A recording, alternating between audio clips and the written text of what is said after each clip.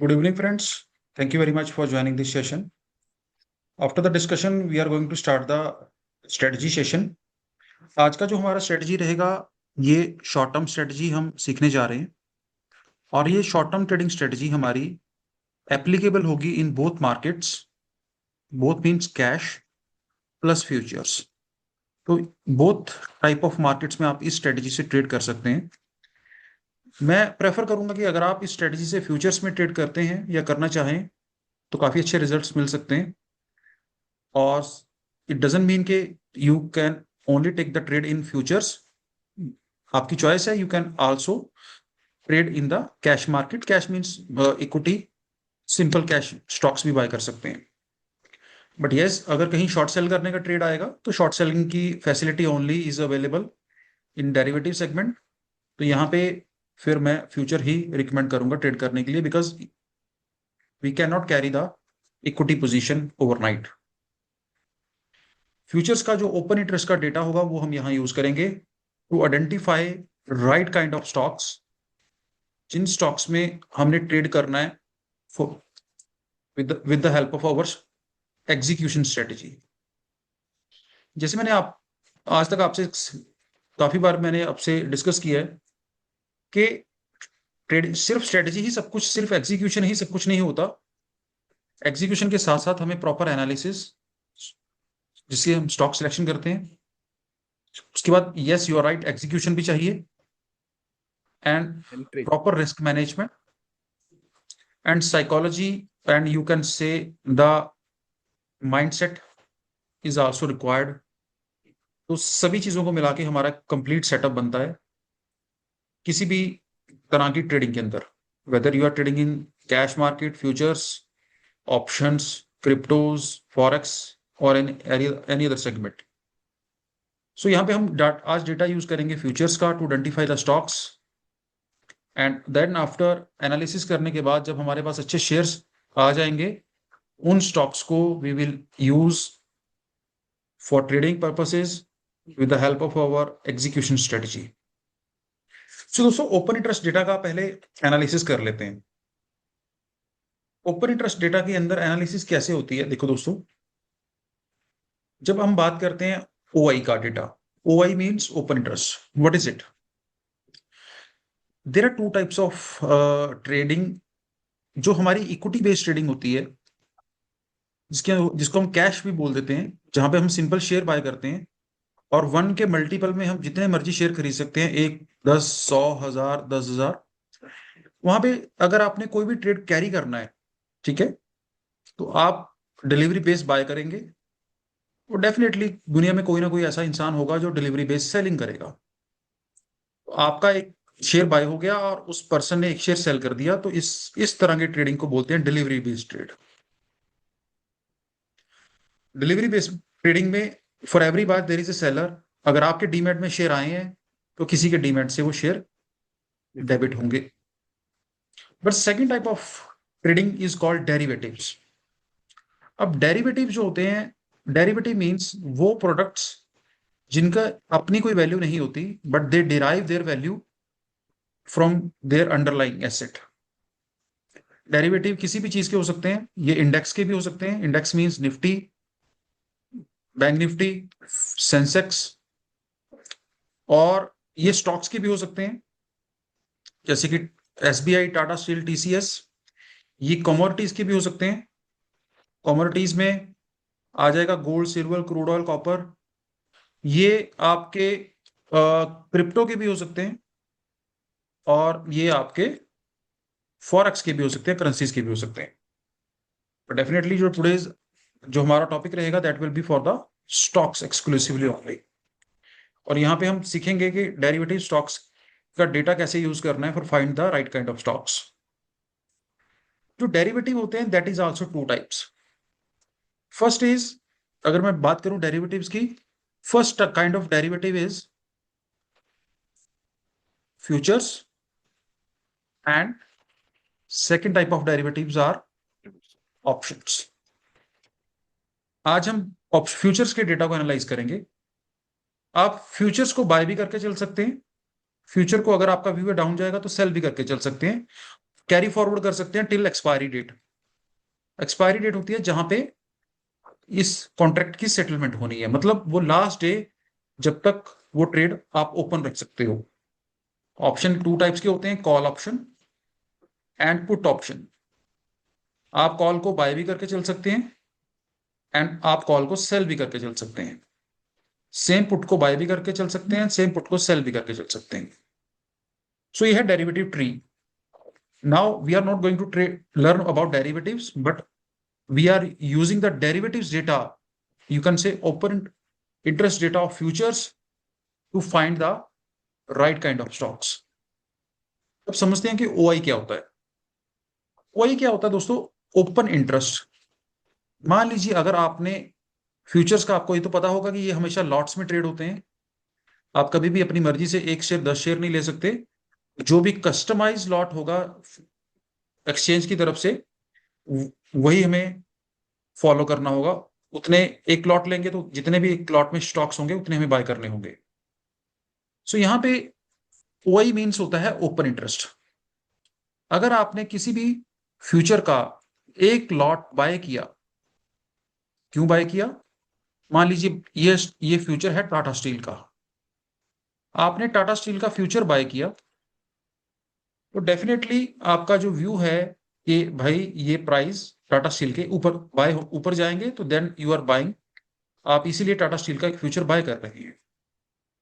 दूसरी तरफ अगर आप फ्यूचर बाय कर रहे हो तो डेफिनेटली दुनिया में कोई ऐसा इंसान है जो उस फ्यूचर को सेल कर रहा है। बिकॉज अगर आप बाय करेंगे तो somebody इज सेलिंग। आप हवा में से नहीं खरीद रहे, आप एक्सचेंज से नहीं खरीद रहे, आप सरकार से नहीं खरीद रहे। आप बाय कर रहे हो आप किसी काउंटर पार्टी के साथ। एक्सचेंज सिर्फ एक मंडी है, प्लेस है, जहां पे हमारे जैसे हजारों लाखों ट्रेडर्स आते हैं और अपना लक जो है वो आजमाते हैं। और अगर मैं सोच के चल रहा हूँ कि फ्यूचर का रेट ऊपर जाएगा और आई एम बाइंग इट, दुनिया में डेफिनेटली कोई ना कोई ऐसा इंसान है जिसको सेल कर रहा है फ्यूचर्स को, और वो कह रहा है कि भाई इसका रेट डाउन जाएगा। तो दोनों में से एक पार्टी पैसा कमाएगी। अगर प्राइस इंक्रीज हुआ तो बायर, अगर प्राइस डाउन किया तो सेलर। तो इस तरीके से फ्यूचर मार्केट एक्टिवेट रहती है। डिलीवरी सिर्फ और सिर्फ एक्सपायरी डेट को होगी। अगर आपने एक लॉट बाय किया तो डेफिनेटली एक लॉट किसी ना किसी ने सेल किया होगा। और हर बायर के अगेंस्ट एक सेलर होता है।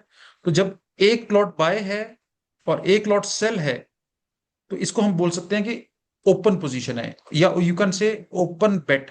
ओपन बेट का मतलब ये बैट ही तो है एक दूसरे के साथ। बायर बोल रहा है कि प्राइस इंक्रीज होंगे और सेलर बोल रहा है कि प्राइस इंक्रीज नहीं होंगे, डाउन जाएंगे। ओपन बेट, मैं इसको बोलता हूं ओपन बेट या ओपन पोजीशन। तो इस ओपन पोजीशन को हम बोलते हैं वन लॉट का ओ आई क्रिएट होना। ओ आई क्रिएट होने का मतलब ओपन इंटरेस्ट क्रिएट होना।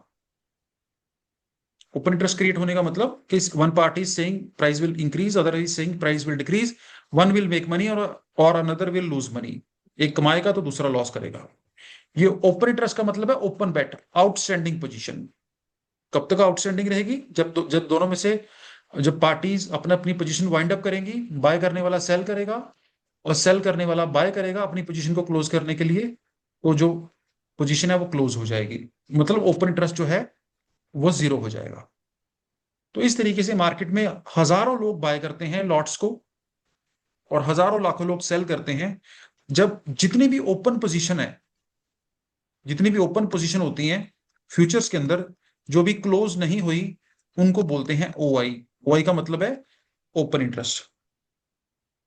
तो ओपन इंटरेस्ट डेली बेसिस पे चेंज होता है, इंक्रीज और डिक्रीज होता रहता है। अगर न्यू पोजीशन ओपन हो रही है तो ओपन इंटरेस्ट इंक्रीज होगा। अगर लोग अपनी पोजीशन वाइंड अप करके जा रहे हैं ड्यू टू एनी रीजन, चाहे एक्सपायरी डेट पास में आ गई है या कोई भी कारण है, तो ओपन इंटरेस्ट डाउन भी जाता है। सिंपली ये डिलीवरी का अल्टरनेट है इन डेरिवेटिव्स। और open interest means the number of open positions, outstanding position जो भी ओपन खड़ी हैं, जो भी क्लोज नहीं हुई हैं। Is it clear guys?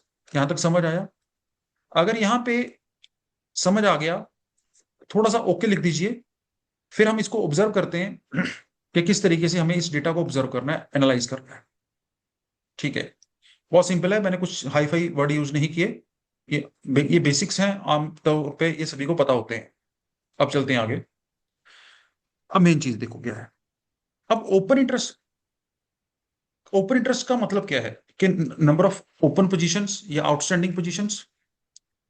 मान लीजिए कि एक स्टॉक का प्राइस है, सॉरी पहले ये समझते हैं कि मान लीजिए कि ओपन इंटरेस्ट इंक्रीज हो रहा है किसी भी शेयर के अंदर, किसी भी स्टॉक के अंदर ओपन इंटरेस्ट इंक्रीज हो रहा है। इसका मतलब क्या है? इसका मतलब है कि न्यू पोजीशंस जो हैं वो ओपन हो रही हैं, नए लोग मार्केट में आ रहे हैं। ओपन कैसे होंगी? एक बाय करेगा, दूसरा सेल करेगा। ओपन इंटरेस्ट इंक्रीज होने का मतलब न्यू पोजीशंस का ओपन होना, नई पोजीशनों का ओपन होना, नए पैसे का, नए मनी के फ्लो का मार्केट में आना, तभी न्यू पोजीशन ओपन होती है। यहां पे नई पोजीशन ओपन हो रही है मींस के नए लोग मार्केट में आ रहे हैं। ओपन इंटरेस्ट इंक्रीज हो रहा है, मैं यहां वर्ड यूज करूंगा इंक्रीज, इंक्रीज हो रहा है। इसके साथ साथ देखिए क्या है, ओपन इंटरेस्ट इंक्रीज हो रहा है किसी भी शेयर में और स्टॉक के प्राइस तेजी से ऊपर जा रहे हैं। इसका मतलब क्या हुआ कि प्राइस का इंक्रीज होना, प्राइस का इंक्रीज होना और ओआई का इंक्रीज होना, ये क्या इंडिकेट करता है? देखो दोस्तों, प्राइस का इंक्रीज होना मींस जब प्राइस इंक्रीज हो रहा है मींस दो दो दोनों पार्टियों में से एक है बायर और एक है सेलर, क्योंकि बायर और सेलर एक बाय करेगा तो दूसरा सेल भी करेगा। दोनों में से कौन जल्दी में है, अग्रेसिव कौन है? अगर मान लीजिए प्राइस इंक्रीज हो रहे हैं तो buyers are in hurry, buyer तेजी में है, वो कह रहे हैं कि यार जो रेट है लो, खरीदो खरीदो खरीदो। वो हर रेट पे खरीदने के लिए तैयार है, महंगे से महंगे रेट पे भी। तो जब बायर हायर हर रेट पे खरीदने के लिए तैयार है, सेलर अपनी बिड और ऊपर लगा के बैठा है, वो कह रहा है आने दे, बाय करो बाय करो बाय करो। बायर्स आर वेरी अग्रेसिव, उनकी कन्विक्शन स्ट्रॉन्गर है और साथ के साथ ओआई भी इंक्रीज हो रहा है। तो ये क्या इंडिकेट करता है कि नए मार्केट का इंक्रीज होना और नई पोजीशनों का ओपन होना, ये क्या इंडिकेट करता है कि something is cooking inside the market. तो ये एक सिंबल है बुलिश मार्केट का। बुलिश मींस तेजी का, कि प्राइस का इंक्रीज होना और ओआई का इंक्रीज होना is a combination of bull market. क्या बात समझ आई दोस्तों? कि किसी भी स्टॉक में अगर ओआई इंक्रीज हो रहा हो और प्राइस भी इसके इंक्रीज हो रहे हो तो एक इंडिकेशन हो जाता है कि मार्केट, ये स्टॉक में बुलिशनेस है। अब इसका अपोजिट क्या होगा? इसका अपोजिट क्या है? एक स्टॉक के प्राइस तेजी से नीचे जा रहे हैं, प्राइस नीचे जा रहे हैं तेजी से, और उसका ओआई जो है वो इंक्रीज हो रहा है, increase, decrease in price, price decrease हो रहा है, डाउन जा रहा है, और ओ आई इंक्रीज हो रहा है। ये क्या इंडिकेट करता है? पहले तो ओ आई समझे। ओ आई कल प्राइस से कोई लेना देना नहीं, प्राइस ओ आई का इंक्रीज होने का मतलब नए लोगों का एंटर करना, न्यू पोजीशन का बनना। नई पोजीशनें बन रही है बट मार्केट नीचे जा रही है, तो इसका मतलब मार्केट में कौन अग्रेसिव है? सेलर, बेचने वाला। बेचने वाला क्या बोल रहा है? बेचो बेचो बेचो। जो बेच रहा है वो हर रेट पे बेचने के लिए तैयार है, हर रेट पे बेचने के लिए तैयार है, हर रेट पे बेचने के लिए तैयार है, हर गिरती हुई मार्केट में बेचने के लिए तैयार है। जो क्योंकि बायर की बिड्स, लिमिट ऑर्डर नीचे नीचे नीचे नीचे लगे हुए हैं, तो मार्केट का नीचे जाना और ओआई का इंक्रीज होना इंडिकेट करता है कि जो सेलर है इसकी कन्विक्शन स्ट्रॉन्गर है। और ये साइन है बियरिश मार्केट का। बियरिश सिंबल है बेसिकली कि मार्केट में जो बियर्स हैं उनकी पकड़ है। तो दोस्तों यहां पे हमने दो थ्योरीज जो हैं वो डेवलप की हैं। पहली कि increase in price, increase in price and increase in OI is a bullish market sign, plus decrease in price but increase in OI is the sign of bearish market और down market. Bullish means up market. तो अगर ये data हमारे पास आ जाए open interest का, तो इस data से हम एक व्यू ले सकते हैं कि भाई आने वाले दिनों में या आने वाले टाइम में कौन से वो स्टॉक्स हैं जिनमें प्लस जाने के चांसेस हैं या और डाउन जाने के चांसेस हैं। तो पहला हो गया increase in price and increase in open interest is equal to bullish market. Second हो गया decrease in price plus increase in open interest equal to bearish market. अब इस डेटा को देखना कैसे है? So there are various websites जहां से हम इसको देख सकते हैं। मैं जनरली क्या करता हूं, मनी कंट्रोल यूज कर लेता हूं, और जहां पे हमारे पास, ठीक है, जो है मनी कंट्रोल से मैं ये डेटा डाउनलोड कर लेता हूं। सो यहां पे मैं आपको लेके जा रहा हूं मनी कंट्रोल पे। आपने क्या करना है, गूगल खोलना है सबसे पहले। गूगल खोलने के बाद यहां पे जो है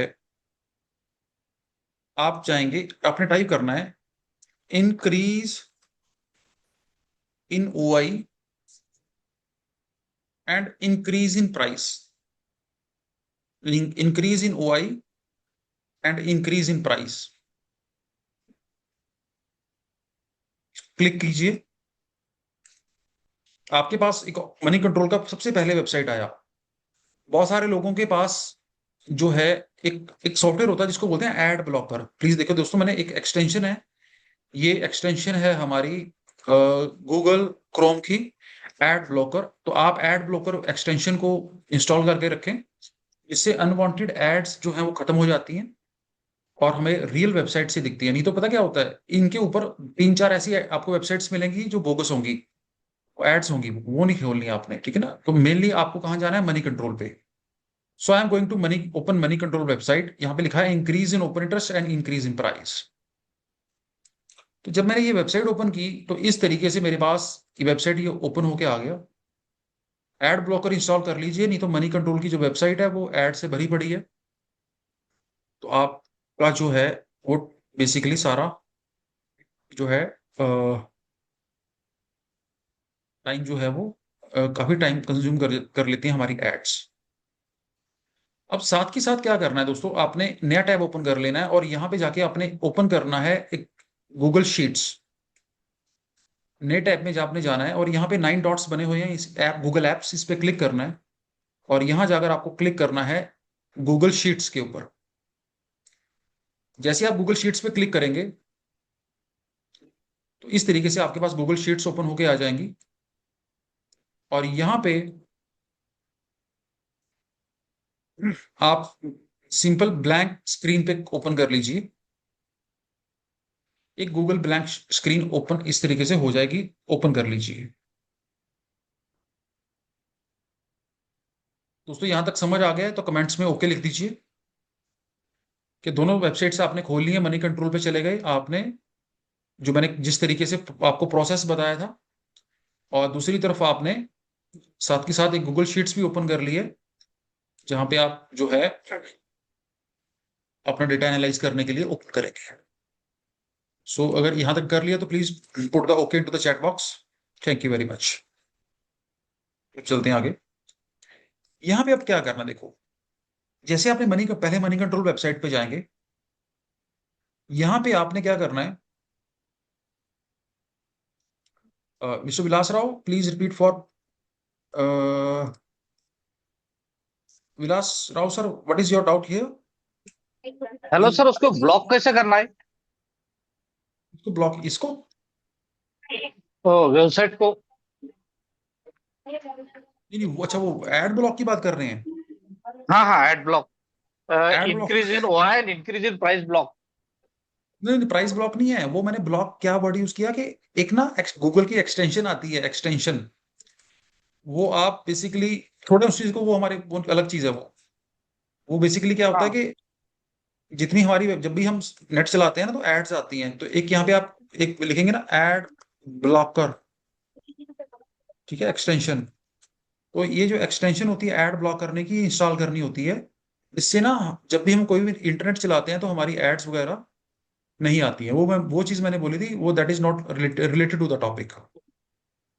हाँ। ठीक ओके। है, हाँ। Okay so sir. दोस्तों इज इट क्लियर? तो यहाँ तक अगर आपको समझ आ गया है तो दोबारा एक बार ओके कर दीजिए चैट बॉक्स में। Then I will move forward. ठीक है। सो यहाँ पे मैंने मनी कंट्रोल का वेबसाइट ओपन किया। आई एम गोइंग बैकवर्ड, दोबारा देखें, मैंने टाइप किया increase in OI and increase in price. Money control के वेबसाइट पे जाके क्लिक किया तो इस तरीके से जो है हमारे पास मनी कंट्रोल का वेबसाइट ओपन होके आ जाएगा। सो यहाँ पे और दूसरे सेकंड टैब में हमने क्या ओपन किया है, गूगल शीट्स। नाउ और मुझे वो स्टॉक्स आइडेंटिफाई करने हैं जिनके अंदर आने वाले टाइम में एक अच्छा मोमेंटम हो सकता है। सो मैं क्या करने जा रहा हूं, यहां पे सबसे पहले क्या दिखा, देखो, increase in open interest, increase in open interest plus increase in price. Click कर लीजिए। Where, sir? और Where? हाँ, प्लीज म्यूट योरसेल्फ। यहां पे जाना है फ्यूचर्स के अंदर, आप जाएंगे स्टॉक फ्यूचर्स में, और एक्सपायरीज में आपने करंट एक्सपायरी जो शुरू हो चुकी है 25 नवंबर वाला वो पिक कर लेना है। नोट कर लीजिए, जब एक्सपायरी में 2-3 दिन बचे होंगे तो मतलब तब आपने स्ट्रेटजी को नहीं लगाना है। क्यों? क्योंकि जब लास्ट की एक्सपायरी डेट चल रही होती है उस समय रोल ओवर हो रहे होते हैं ट्रेड्स, मतलब लोग इस एक्सपायरी से निकलकर नेक्स्ट एक्सपायरी में शिफ्ट कर रहे होते हैं। उस केस में आपको जो है कई बार राइट पिक्चर नहीं मिल पाती है, बट नॉर्मल डेज में इट विल वर्क एक्यूरेटली। सो यहां पे मैंने क्या किया, increase in open interest and increase in price, stock futures, 25 नवंबर को सिलेक्ट किया करंट एक्सपायरी को और इसको गो कर दिया। Got it? तो मेरे पास क्या हो गया है, ये जो डेटा आ चुका है इस तरह का, ठीक है, डेटा आ चुका है इस तरीके का। तो यहां पे डेफिनेटली वही स्टॉक दिखाएगा जिनका फ्यूचर ऑप्शन ट्रेड हो रहा। Got it? तो यहां पे आप क्या करेंगे, इन स्टॉक्स को, क्योंकि ये वो स्टॉक्स हैं कौन से, इंक्रीज इन प्राइस या increase in open interest plus increase in price वाले। ठीक है जी। पहले ये यहाँ पे बटन आ रहा है इंक्रीज का, इस पे अगर आप क्लिक करते हैं तो भी ये एक्चुअली पहले पिक्चर दिखा देता था, बट अभी I just want to check it. नहीं, ये काम नहीं कर रहा है। तो आप क्या करेंगे, इसको दोबारा देखें, increase in open interest and increase in price, stock futures, current expiry, go कर दीजिए। अब यहां पे आपने क्या करना है, यहां से कॉपी करना है इस डेटा को, जितने भी शेयर्स हैं वो सारे सिलेक्ट करके कॉपी कर लेने हैं, और नेक्स्ट शीट में जो गूगल शीट आपने ओपन की है वहां पे जाके पेस्ट कर देने हैं।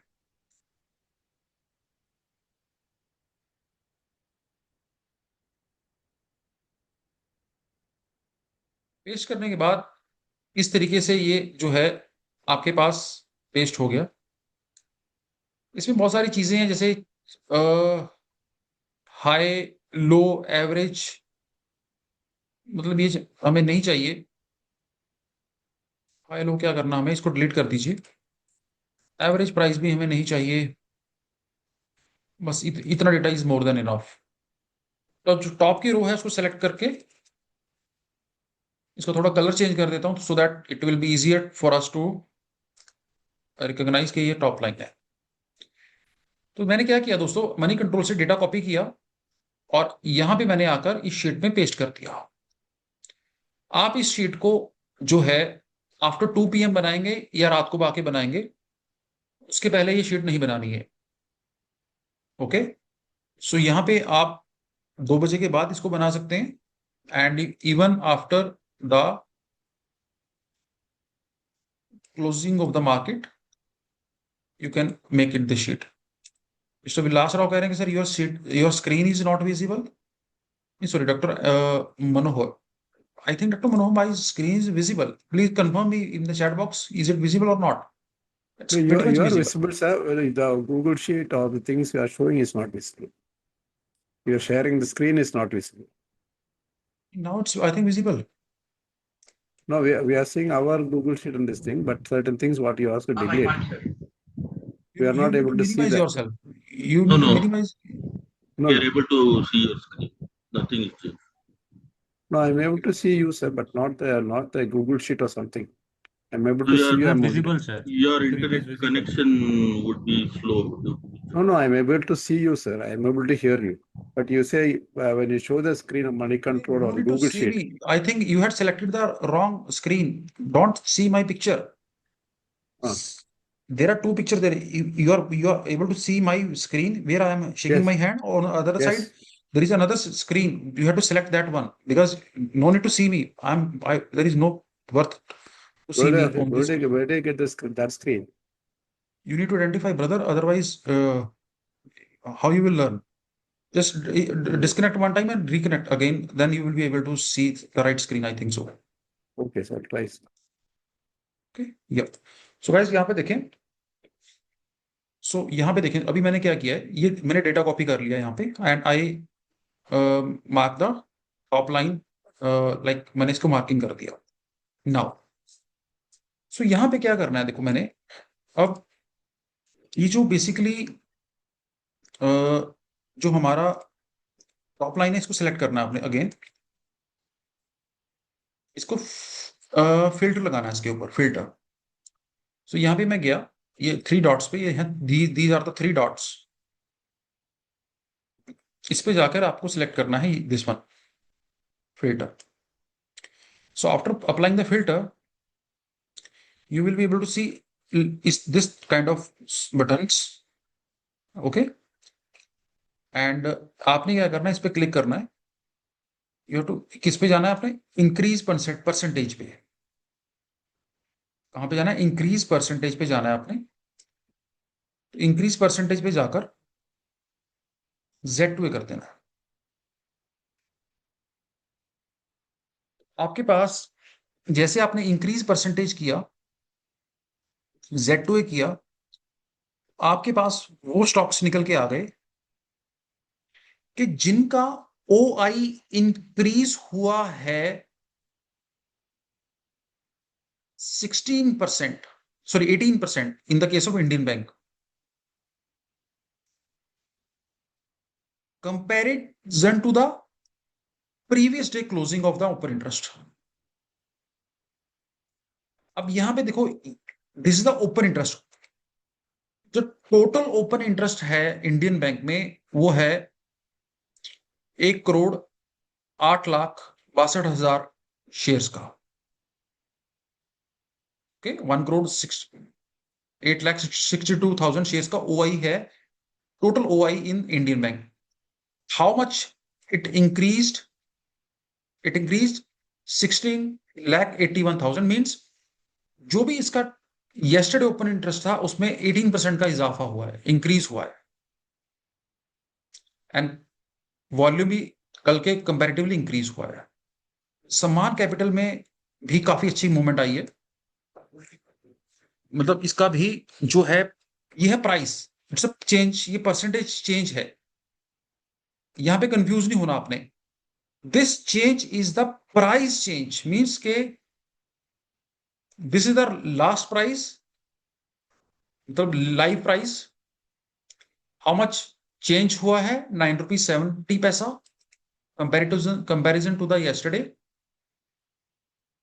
सो प्राइस इंक्रीज हुआ है 1.13% प्राइस इंक्रीज हुआ है and this is the open interest and ये ओपन इंटरेस्ट चेंज हुआ है as compare to yesterday and price open interest increase भी हुआ है so here both conditions are get fulfilled price is increasing open interest is increasing and we had made the sorting and by sorting I am selecting the most active contracts जिनका OI सबसे ज्यादा increase हुआ है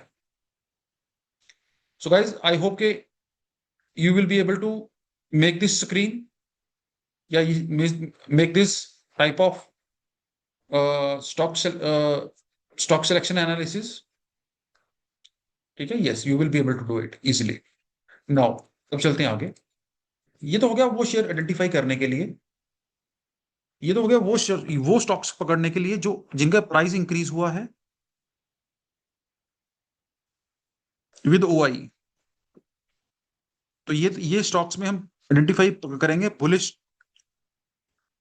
trade, जो trade जिसमें bullish मतलब bye का trade कर सकते हैं या बाय की ट्रेड करने की कोशिश करेंगे ऐसे shares. Second type of shares कौन से होंगे जिनमें हमने शॉर्ट सेलिंग करनी है? तो मैं दोबारा क्लैरिफाई कर दूं, शॉर्ट सेलिंग सिर्फ जो होगी वो फ्यूचर्स में होती है।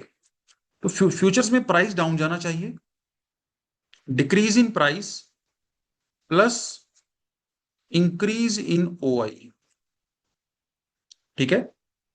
तो decrease in price and increase in OI जो है that is the combination of those kind of shares who can go down further.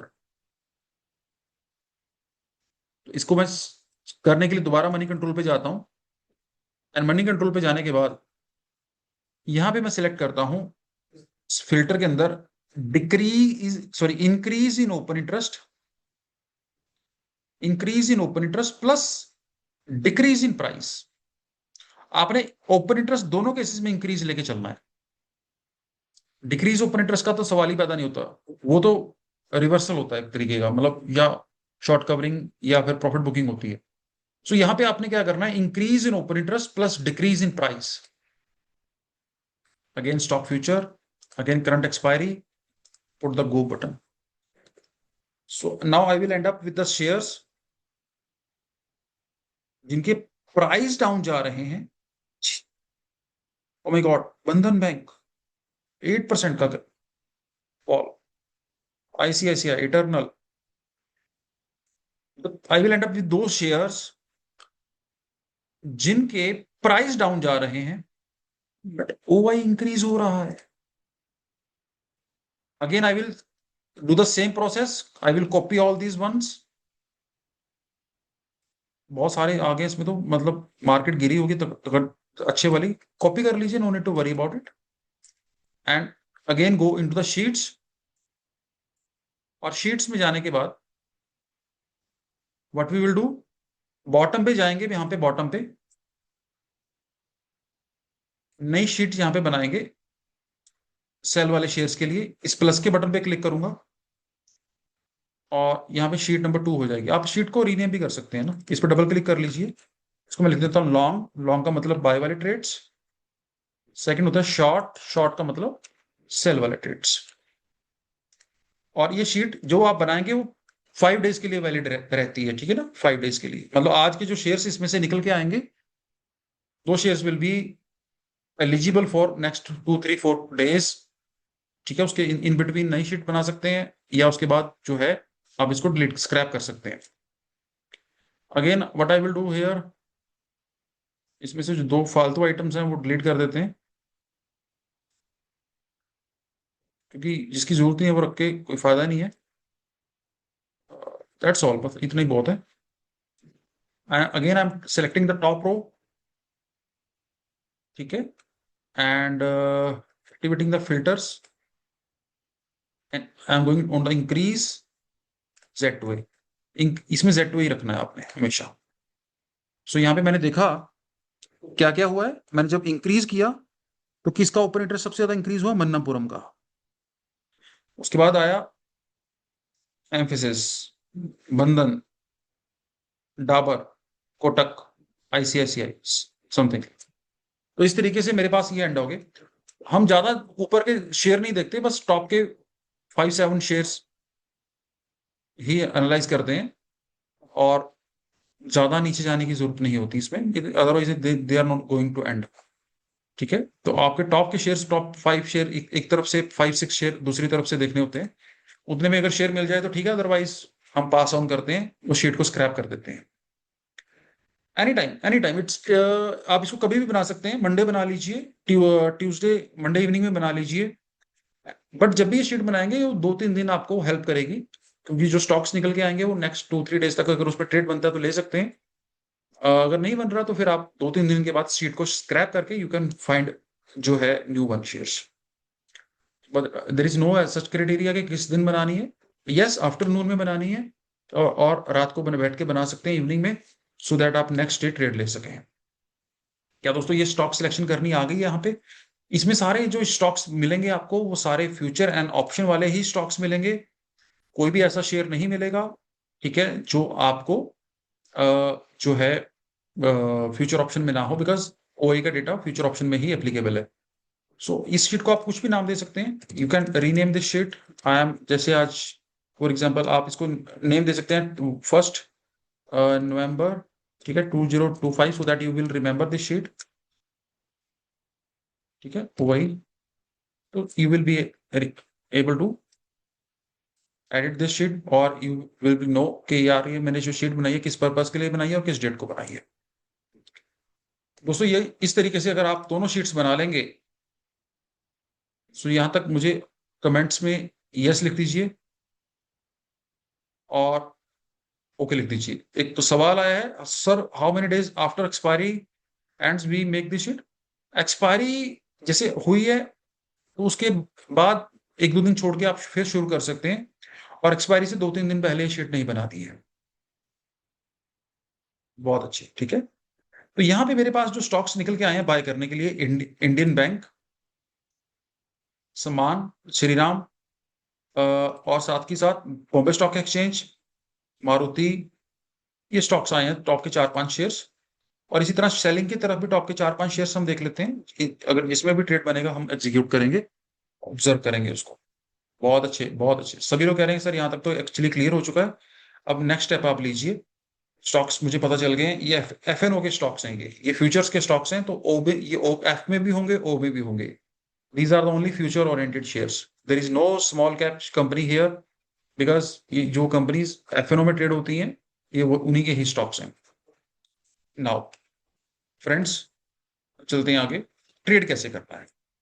तो ट्रेड करने के लिए जो हमारा यहाँ पे मैकेनिज्म होगा, देखो अब फ्यूचर में ट्रेड करने हैं, we can not hold the position for long time, क्योंकि फ्यूचर की एक्सपायरी होती है। तो एक्सपायरी जो होती है फ्यूचर्स का, तो हमारे पास ज्यादा लंबा समय तो होता नहीं है।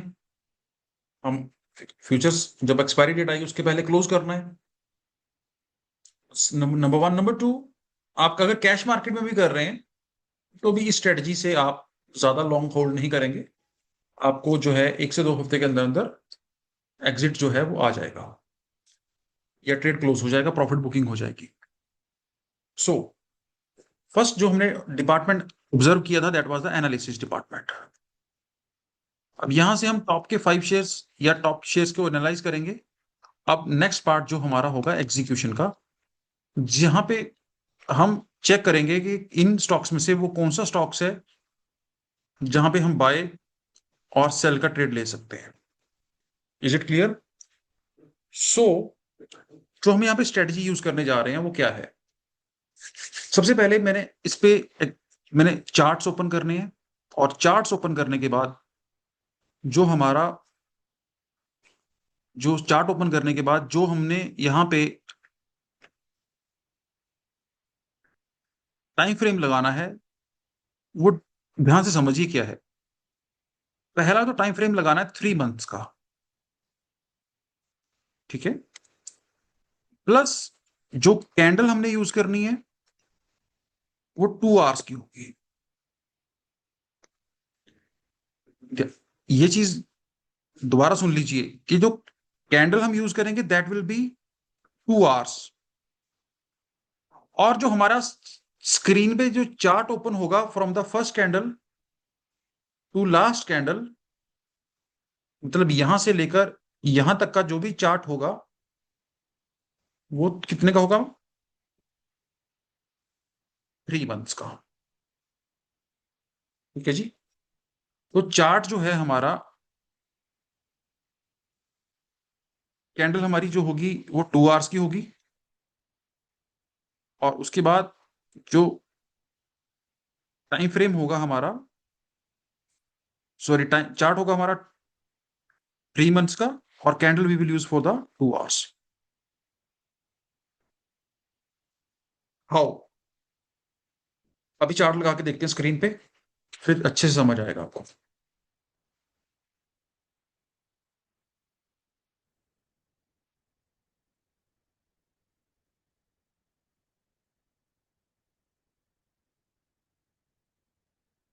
ठीक है, तो एक क्वेश्चन आया कि sir what is the logic of 2 PM।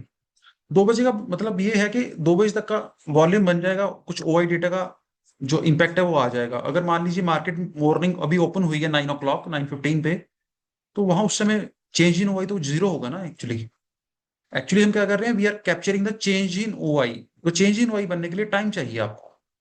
तो मॉर्निंग 9:15 पे 9 o'clock सॉरी 10 o'clock डेटा नहीं मिलेगा आपको, तो you will and up with जो है रॉन्ग डेटा। तो 2 बजे का मतलब ये है कि 2 बजे के बाद बनाए तो आपके पास अच्छी खासी ट्रेडिंग हो चुकी होगी पूरे दिन में, और रात को बनाएंगे तो पूरे दिन का आपको डेटा मिल जाएगा।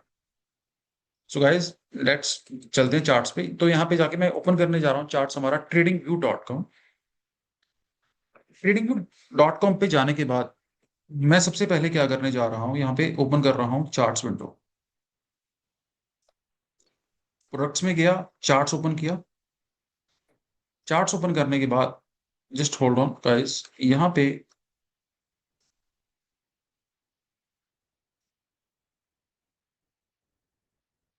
I open the chart this one.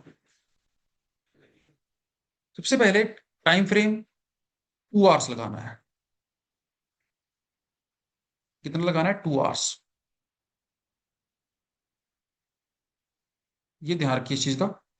जो कैंडल हम लगाएंगे ना वो 2 आवर्स की होनी चाहिए। चलते हैं आगे। अब यहां पे पहली कैंडल चेंज कर लिया 2 आवर्स का। अब जो फर्स्ट कैंडल से लेकर लास्ट कैंडल तक का जो चार्ट है वो कितना होना चाहिए? 3 मंथ्स का। अब यहां पे एक इशू है और काफी लोग गलती करेंगे भी ये। अगर आप बॉटम पे जाते हो यहां पे नीचे, और आप जाकर यहां पे 3 मंथ्स क्लिक करते हैं,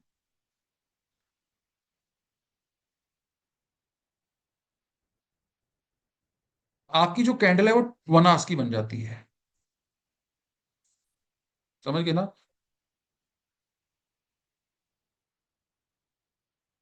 बट मैंने कौन सी कैंडल लगाने के लिए कहा है? 2 मंथ्स की। So how we will do it? So उसके लिए क्या करना है, आपने पहले 2 आवर्स का चार्ट कैंडल लगाना है। कैंडल 2 आवर्स की होने के बाद फिर आपने जाना है यहां पे, क्योंकि एक क्वार्टर का मैंने डेटा देखना है। सो मैं क्या करूंगा, इस पॉइंट पे जाऊंगा जहां लिखा है गो टू, और गो टू में जाना है कस्टम रेंज में। आज जो डेट है, मतलब आज अभी संडे सैटरडे होने के कारण मार्केट बंद है, तो प्रीवियस डे 31st है। 31 अक्टूबर 2025। आपने क्या करना है, यहां पे 3 मंथ लेस कर देने हैं। कितने करने हैं? 3 मंथ लेस कर देने हैं यहां से। मतलब आपके पास 7, 8, 9 और 10। Is it right? तो 7, 8, 9, 10, मतलब यहां इन दोनों में 7 से लेकर 10 तक का डेटा आपके पास आ जाएगा। तो 3 मंथ्स का गैप होना मैंडेटरी है। 7 से 3, 10। डेटा 4 मंथ्स का नहीं होगा, थ्री का होगा, क्योंकि तभी 10 या तो स्टार्टिंग में होगा या एंड में होगा। तो आपके पास जैसे आपने यहाँ पे 7 किया, यहाँ पे आपको 10 करना है और इसको ओके कर देना है। कैंडल बैक एंड में 2 आवर्स की है। अभी आपके पास जो डेटा आ रहा है फ्रॉम द फर्स्ट कैंडल देखते जाएं। 30 जुलाई, मतलब 1 अगस्त, सितंबर और अक्टूबर।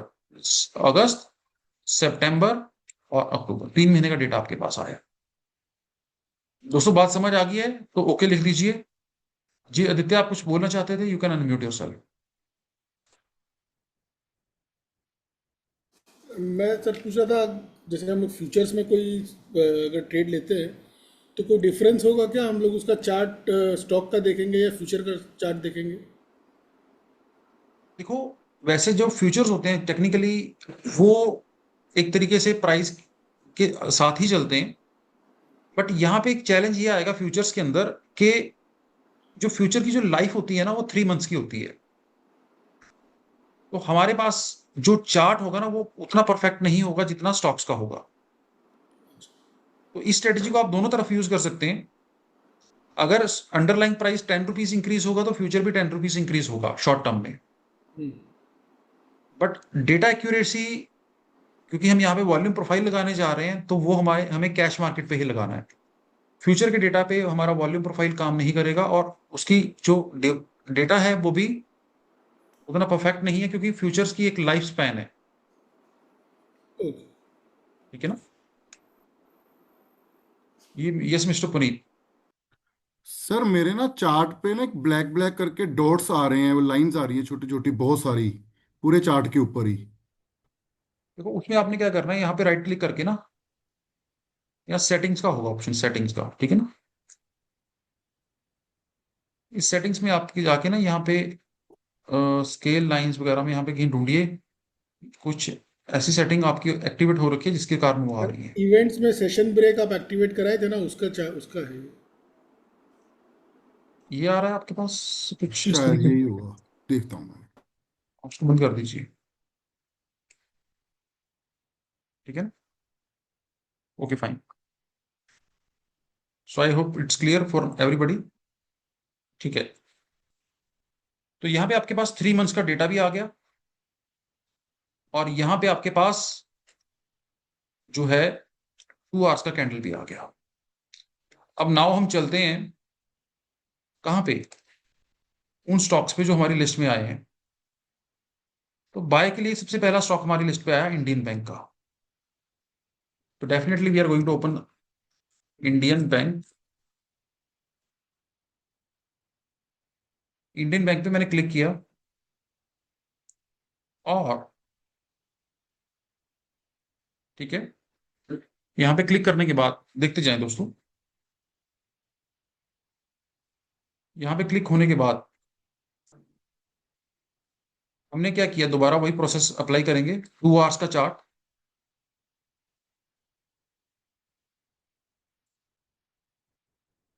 थ्री मंथ्स का डेटा। ओके, नाउ ये मेरे पास जो चार्ट ओपन है वो 3 मंथ्स का चार्ट है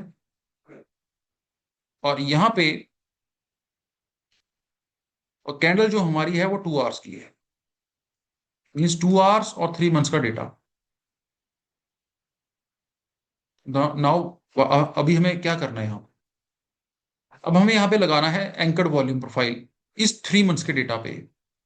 बाय के केस में ये स्टॉक जो है वो एंकर्ड वॉल्यूम प्रोफाइल से बाहर होना चाहिए। मींस इस स्टॉक के अंदर कौन सा पैटर्न होना जरूरी है? अगर बैंड के अंदर होगा तो डी जोन में होगा, अगर बैंड क्रॉस करके बाहर चला गया होगा तो वो होगा स्टेप अप में। तो स्टेप अप वाला शेयर ही होगा तो ही हम एंट्री लेंगे। थोड़ी बहुत वेरिएशन होगा तो नो नीड टू वरी, और अगर बहुत ज्यादा दूर चला गया फिर उसको देखेंगे क्या करना है। सो यहां पे मैंने क्या किया, अगेन 2 आवर्स का कैंडल, स्टेप अप पैटर्न लगाने के लिए या एंकर्ड वॉल्यूम प्रोफाइल लगाने के लिए लेफ्ट साइड पे जाना है 1 2 3 4 एंड 5 और यहां पे आपको क्लिक करना है एंकर्ड वॉल्यूम प्रोफाइल। और एंकर्ड वॉल्यूम प्रोफाइल को क्लिक करना है आपने और first candle of the chart पे क्लिक कर देना सिंगल, ऐसे। सो मुझे पता चल गया कि ये जो स्टॉक है वो अप ट्रेंड में है, स्टेप अप में है। और यहां पे आप देख सकते हैं एक फाइट भी हुई है। फाइट मींस कि इस टाइम पे जब ब्रेकआउट आया था यहां पे, तो उस समय ब्रेकआउट होने के बाद नेक्स्ट सेलर्स ने कोशिश की, बट जैसे ही वो पैटर्न दोबारा इंक्रीज हुआ तो ये कंप्लीट स्टेप अप में आ गया। आई मीन टू से कि यहाँ पे जब ये रेजिस्टेंस ब्रेक कर रहा था वहां थोड़ा फाइट हुआ बायर्स एंड सेलर्स का, but ultimately at the end buyer wants the battle. This stock is clearly in the SU pattern which is step up. अगर बैंड के आसपास होता तो डी जोन में होता, ठीक है, तो फिर उसको बाय करके नहीं चलना था। एक चीज और क्लैरिफाई कर दूं, अगर हमने वो स्टॉक्स आइडेंटिफाई करने हैं जिनमें हम बाय करके चल सकते हैं, अगर हमने वो स्टॉक्स आइडेंटिफाई करने हैं जिनमें हम बाय करके चल सकते हैं, तो उनका स्टेप अप में होना जरूरी है। मतलब बाय के केस में अगर आपने एंट्री लेनी है तो वो स्टेप अप में मैंडेटरी है होना। बट अगर आपने decrease in price and increase in OI वाले शेयर आइडेंटिफाई किए और आप सोच रहे हैं कि मैंने उसमें शॉर्ट सेल का ट्रेड लेना है, तो वो स्टॉक स्टेप अप में तो बिल्कुल नहीं होना चाहिए। या तो वो डी जोन में होगा तो भी चल जाएगा, डी जोन में भी चलेगा शॉर्ट सेलिंग वाला शेयर, और स्टेप डाउन में भी चलेगा, ठीक है ना। बट अगर कोई स्टॉक स्टेप अप में है और वो शॉर्ट सेलिंग की कॉल आ रही है उसमें, मतलब प्राइस डाउन जा रहा है, शॉर्ट सेल अप करने की सोच रहे हैं, बट है वो स्टेप अप में, तो स्टेप अप वाले में बाय करके ही चलना है, सेल करके नहीं चलना। और अगर कोई ऐसा ट्रेड है जिसके अंदर बाय की कॉल आ रही है बट वो है डी जोन में, तो वो बाय करके नहीं चलना। हम उन्हीं स्टॉक्स को शॉर्ट सेल करेंगे, उन्हीं स्टॉक्स में शॉर्ट सेल की एंट्री लेंगे, either they will be in the D और in the step down pattern. Buy के केस में stock must be in the step up, ये चीजें मैंडेटरी है। तो मैं दोबारा आपको लेके चलता हूं, कहां पे आपको दोबारा लेके चलता हूं, अपने इस स्क्रीन पे। क्या दोस्तों ये जो स्टॉक है, क्या ये स्टेप अप चलने के लिए, खेलने के लिए रेडी है? क्या इसमें स्टेप अप है? अगर है तो अब उसके बाद आप एक बार आपने वॉल्यूम प्रोफाइल लगा दिया ना फ्रेंड्स, उसके बाद चाहे आप इसको चेंज भी कर दें, उसके बाद जो है वो फिर घबराने की जरूरत नहीं है। बट अदरवाइज अगर आपने इसको एक बार वॉल्यूम प्रोफाइल लगाने तक में जरूर ध्यान रखना है, बस आपने वो 3 मंथ्स का डेटा चाहिए हमें एक्चुअली। Very nice. ऐसा करते हैं, एक शेयर और देख लेते हैं, फिर आगे चलने में आसानी रहेगी। सम्मान कैपिटल। तो सम्मान कैपिटल की अगर मैं बात करता हूं, ठीक है जी, अगेन 2 आवर्स की कैंडल, और यहां पे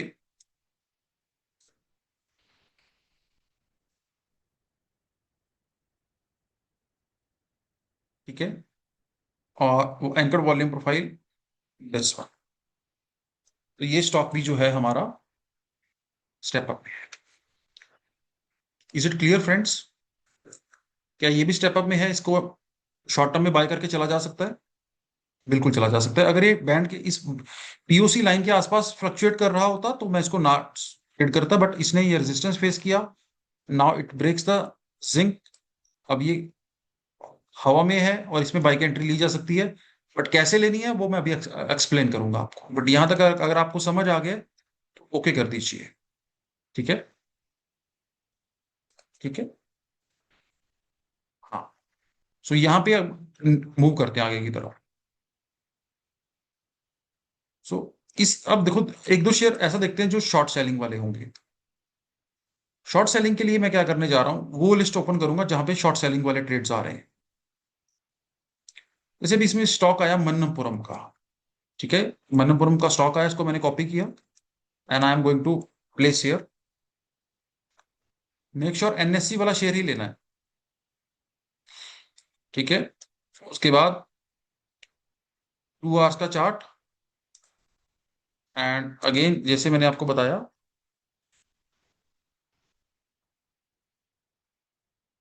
यहां पे क्या दोस्तों मन्नपुरम फाइनेंस में शॉर्ट सेलिंग की ट्रेड बनती है? अगर बनती है तो एक बार यस कर दीजिए, क्योंकि ये स्टॉक जो है डिक्रीज इन प्राइस है but increase in open interest के साथ आ रहा है। बिल्कुल करती है। अब यहां पे देखें, एक और शेयर देख लेते हैं, एम्फेसिस का। एम्फेसिस का जो स्टॉक है हमारा, उसको मैंने यहां पे पेस्ट किया, और यहां पे अगेन मेक श्योर करना है आपको, क्योंकि ये क्योंकि 2 घंटे की कैंडल लगानी है तो ये चैलेंज आ रहे हैं हमें, है ना।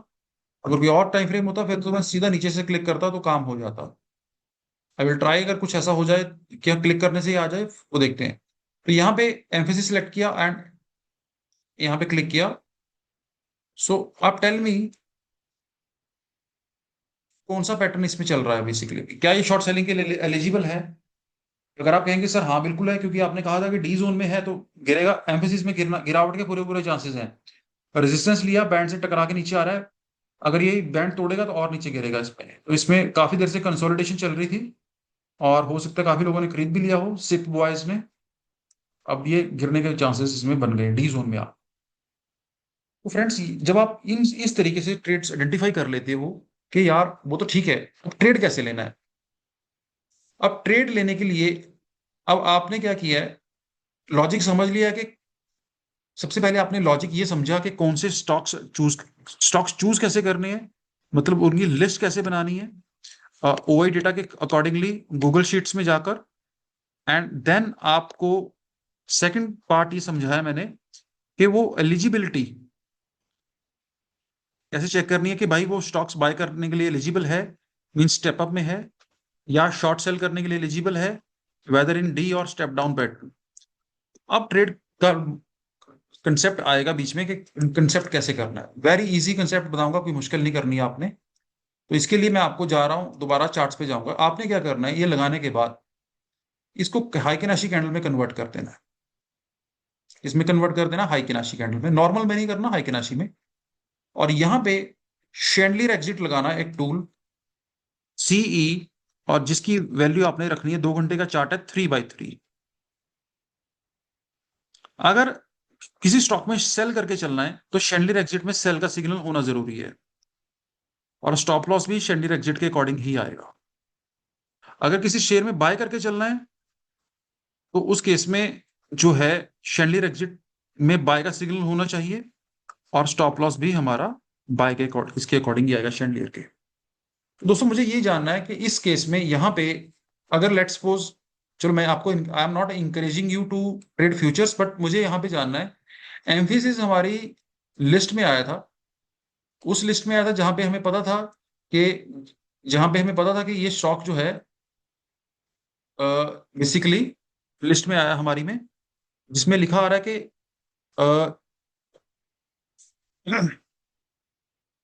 ये जो स्टॉक है increase in open interest and decrease in price, 4% का गिरावट भी आया, 129 का फॉल भी आया।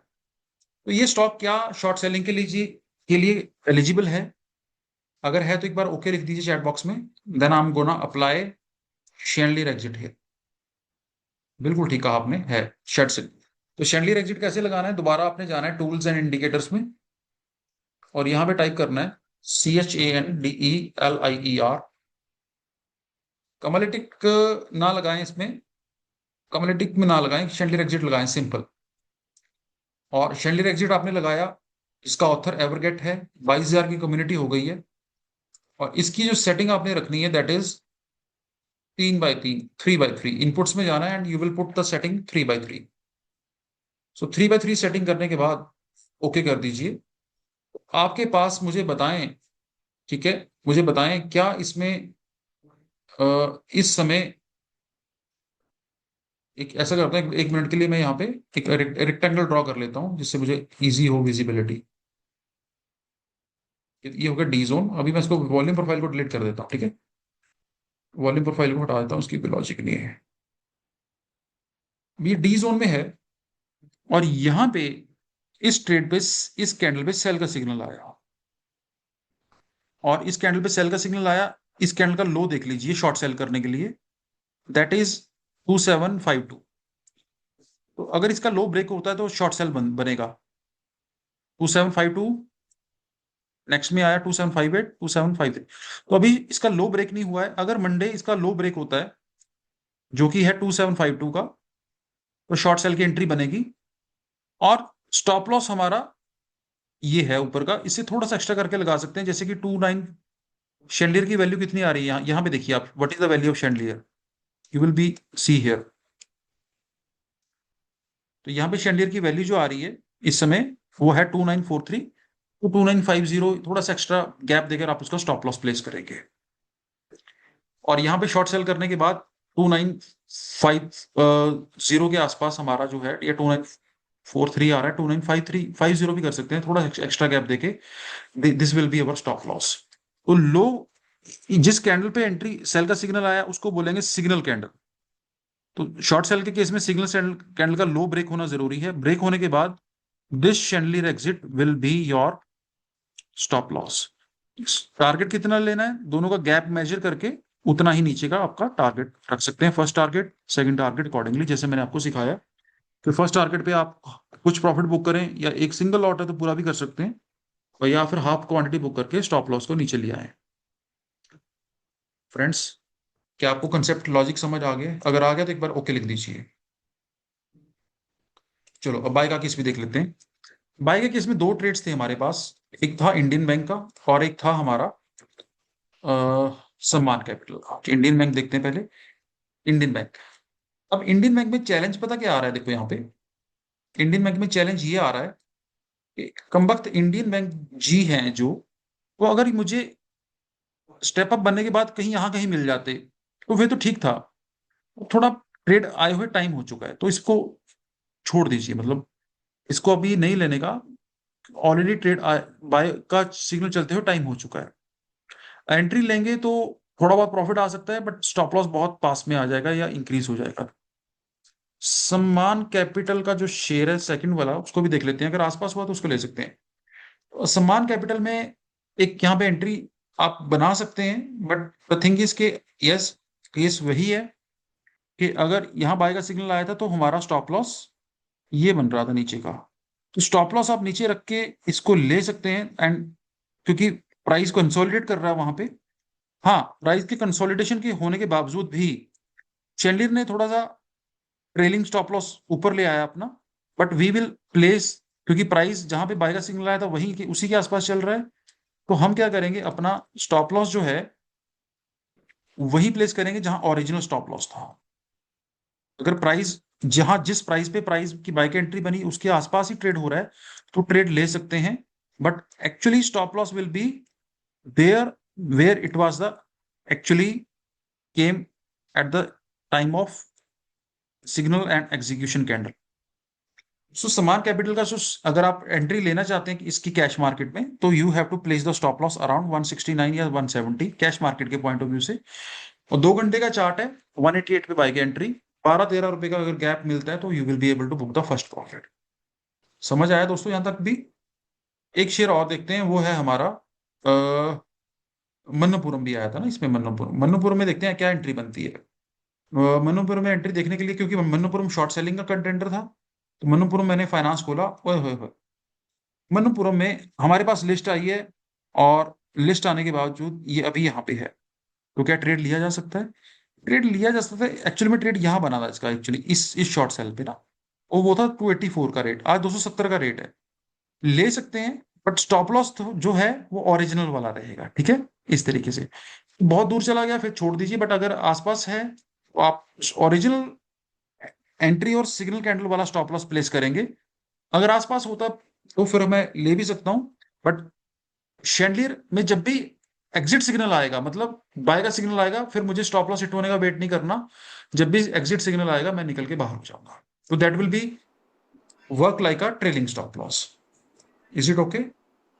डाबर देख लेते हैं। डाबर जैसे शेयरों में वैसे शॉर्ट सेलिंग करनी तो नहीं चाहिए, बड़े स्लो स्टॉक होते हैं, बट क्या पता एंट्री बन रही हो। ओए होए होए, क्या परफेक्ट एंट्री बन रही है, बिल्कुल परफेक्ट एंट्री बन रही है। तो इसके लिए मैं क्या करने जा रहा हूँ, एक बार के लिए दोबारा 3 मंथ्स का चार्ट लगाता हूँ, एंड 3 मंथ्स का चार्ट लगाने के बाद गो टू, एंड यहाँ पे मैंने लगाया, क्या लगाया दोस्तों, anchored volume profile. So I just want to know from you, क्या दोस्तों डाबर में यहाँ पे सब कुछ हो रहा है हमारे अकॉर्डिंगली, जो स्टॉक है वो लिस्ट में भी आया हमारी में, decrease in price and increase in open interest, और 2 घंटे के चार्ट पे डी में भी है, और यहाँ पे सेल की एंट्री बनती है, और ये स्टॉप लॉस रहेगा 513 या 515 के एसएल के साथ। इसको आप शॉर्ट सेल की तरफ जा सकते हैं। आई होप दोनों चीजें समझ आ गई होंगी। सो अगर आ गई हैं तो ओके कर दीजिए, and I will be happy to take your doubts. So Aditya, yes sir, आपकी क्या डाउट है यहाँ पे?